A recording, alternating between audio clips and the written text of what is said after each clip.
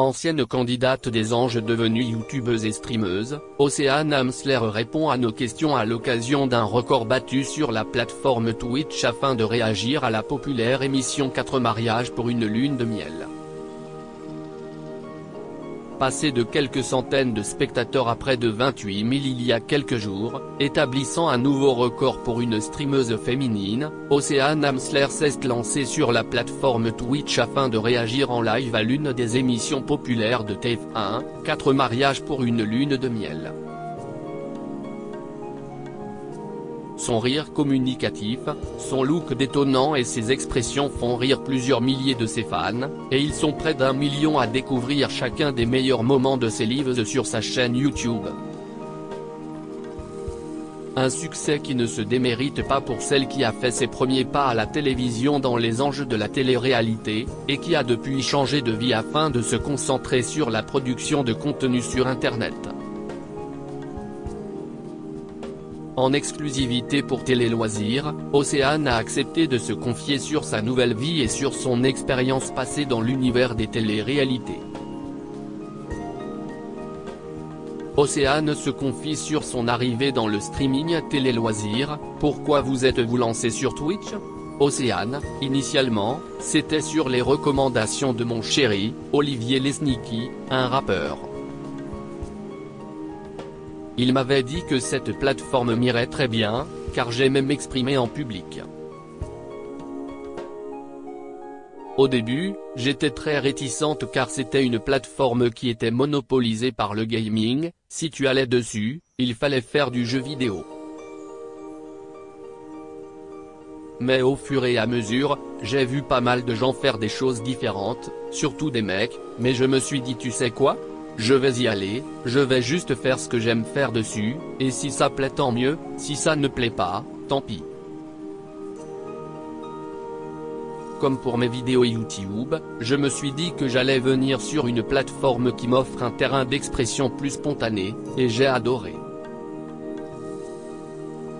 Au début, j'étais un peu perturbé, mais j'aime bien le chat, j'aime avoir ce retour direct, et ça correspond parfaitement à ma personnalité dans la vraie vie.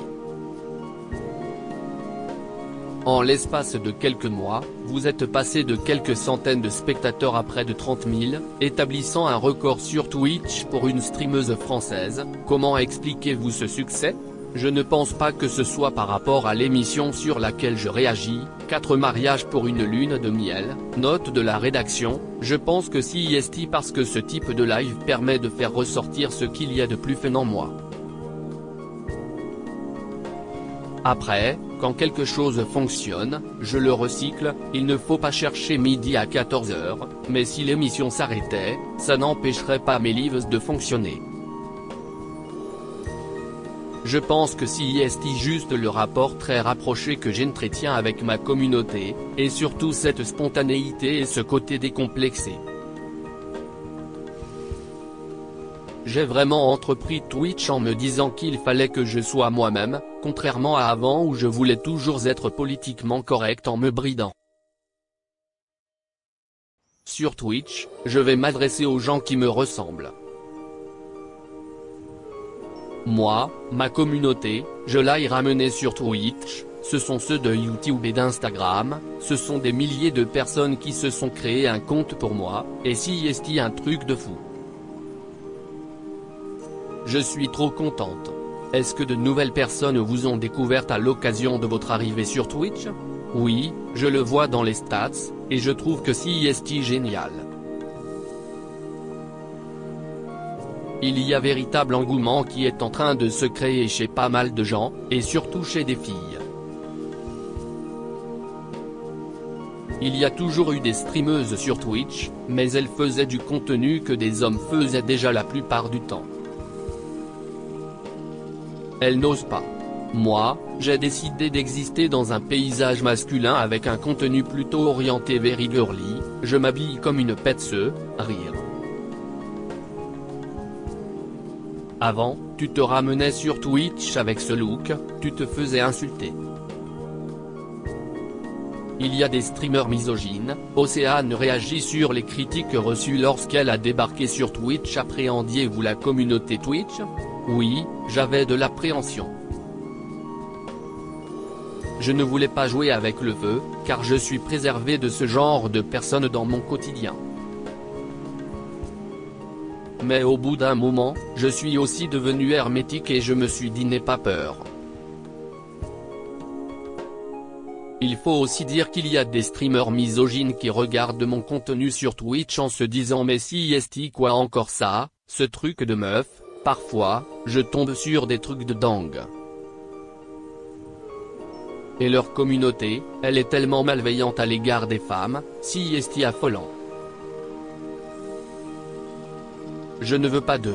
Quand tu vois ça, tu peux te dire que ça fait peur, mais quand tu vois les chiffres d'audience de mes streams, tu te dis qu'ils ont tort. Pourquoi avoir commencé à réagir sur 4 mariages pour une lune de miel? Tout simplement parce que cette émission, elle est drôle. Elle m'a été suggérée par ma communauté à la base qui m'a dit qu'il y avait des candidates qui avaient beaucoup de mauvaise foi, et moi, comme j'aime me la jouer justicière, ça me donne beaucoup de matière pour réagir, rire. Il y avait aussi et si on se rencontrait, mais la chaîne m'a fait bannir de Twitch, rire. Avez-vous déjà été contacté par certaines des candidates de l'émission? Comment ont-elles réagi? Très bien. Pour celles qui sont de belles personnes, elles ont plutôt bien réagi. Pas plus tard qu'hier, cette interview a été réalisée le 17 août, note de la rédaction, il y a une candidate qui m'a identifié en story où elle remerciait toutes les personnes qui l'ont contactée suite à mon visionnage de l'épisode. J'ai une communauté qui est bienveillante, même si on bitch à fond, j'essaye de prôner la bienveillante.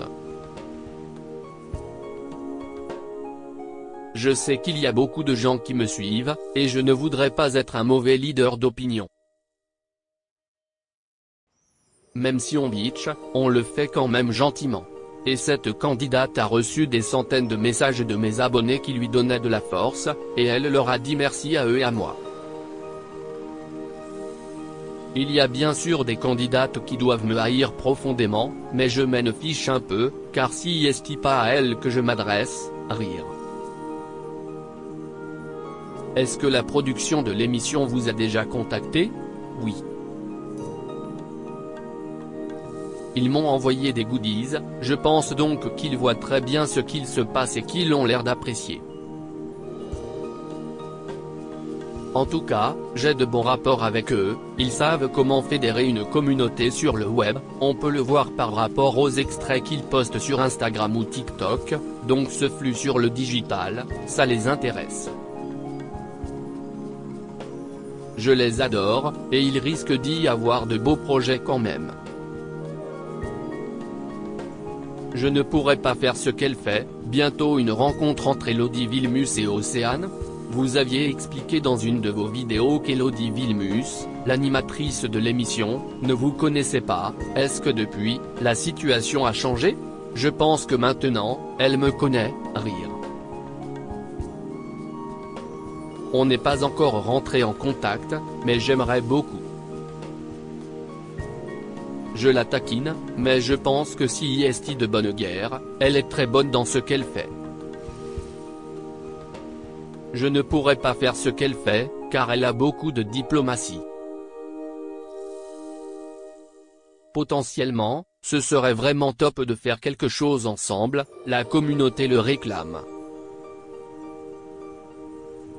Seriez-vous prête à participer à l'émission? En tant que candidate, hors de question car je ne veux pas de petites cons à ma table, rire. Elles vont bitcher mon mariage qui va coûter une blinde, et elles vont bitcher mon mariage? Si est hors de question ou alors je les mettrai dans un coin. Mais sait-on jamais? Pour animer, je kifferais trop, mais il faudrait qu'il accepte que j'y aille avec toute ma personnalité. Si Internet est très décomplexé, la télévision, elle, est très codifiée, d'autant qu'il y a des publicités, et est-ce que les publicitaires voudraient s'affilier à une personne qui n'a pas sa langue dans sa poche? Je ne sais pas. Durant vos streams, on voit beaucoup Olivier Lesniki, votre petit copain rappeur, est-ce que vous en profitez pour lui envoyer quelques signaux sur le mariage de vos rêves? Franchement, je n'ai pas de signaux à lui envoyer, on sait tous les deux qu'on va se marier. On a juste beaucoup de travail et d'argent qui part dans la création de vidéos. On vient d'avoir nos entrepôts, une maison, il y a des choses à gérer d'abord. Et ce n'est pas que l'aspect financier, YouTube ça prend énormément de temps, j'ai envie d'arriver à mon momentum, je pense que ça arrivera et qu'il faut se concentrer. L'organisation d'un mariage, ça peut prendre toute une année, là pour l'instant, ça va être de trop pour moi. Mais en vrai, on sait très bien qu'on va se marier, si estime mon âme sœur, on est fait l'un pour l'autre. Notre mariage, on le veut stupidement gigantesque, l'amour ça se célèbre, on a envie de faire un truc de fou pour les invités. L'amour, si est mon principal sujet sur ma chaîne Twitch et sur YouTube. Là, je suis en train de préparer un mariage pour ma prochaine vidéo, mais un vrai mariage. Vous allez avoir un truc de malade, dans la veine de marié au premier regard. Si est tellement stigmatisant, Océane revient sur la télé-réalité justement, quels sont vos projets pour les mois à venir? Il y a un podcast qui va bientôt être lancé, ça fait plus de 6 mois que je prépare l'installation, et les travaux prennent toujours du temps. Je suis aussi en train d'agrandir mon équipe, et j'ai un produit qui me tient particulièrement à cœur qui tourne autour du viticole. Si est hyper prenant et passionnant. Vous avez fait de la télé-réalité par le passé, quel souvenir en gardez-vous? Est-ce qu'un cauchemar est considéré comme un souvenir? En fait, si est tellement stigmatisant, si est dingue. Ça te colle à la peau.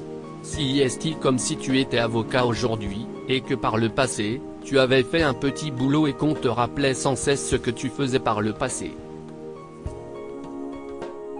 Si est une étiquette qui te colle et pourtant, je n'ai rien à voir avec ça.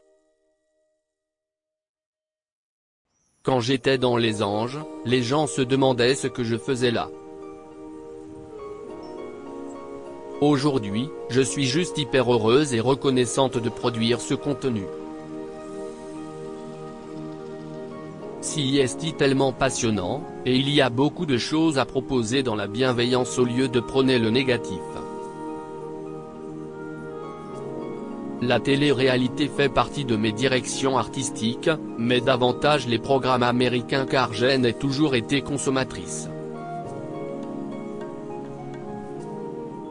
Dans mes vidéos et projets, on retrouve des petites teintes de Love is Blind par exemple. En soi, la télé-réalité, si est cool, si est juste la façon dont ça a été abordé en France qui aujourd'hui est désuète.